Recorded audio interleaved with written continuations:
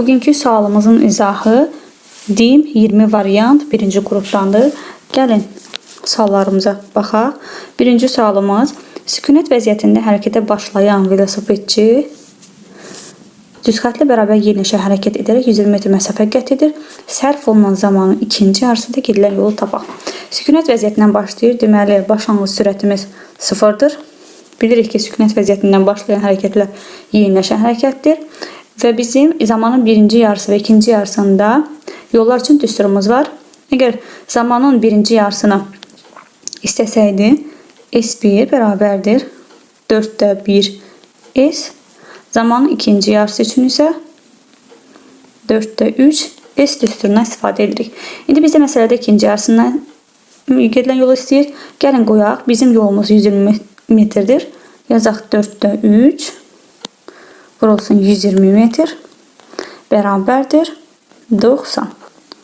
90 metr. Deməli, ikinci yarısına gedilən yol 90-dır. Birinci yarısını istəsəydik, burada yerinə qoyardıq və cavab 30 edərdi. Cavabımız B variantı 90. Gəlin ikinci sualımıza keçək.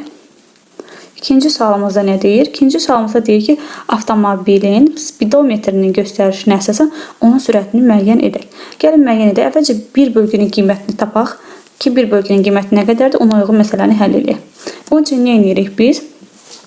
Biz iki yaxın qonşu şkalada iki yaxın qonşu ədədləri seçirik. Məsəl üçün 80-lə 60-ı seçək.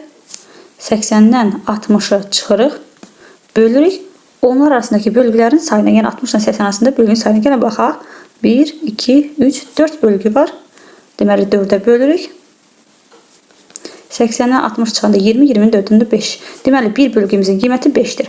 Ona uyğun gəlin təyin edək onda. Bizim onda şkalamız, daha doğrusu əqrəbimiz durub bizim 60 budur, 65, 70. Deməli 70-in üzərində durub.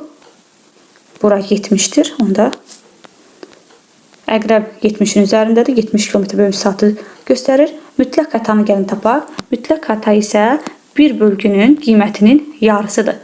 Bir bölgümüz qiyməti bizim 5 idi. 5-in yarısı 2,5 edər.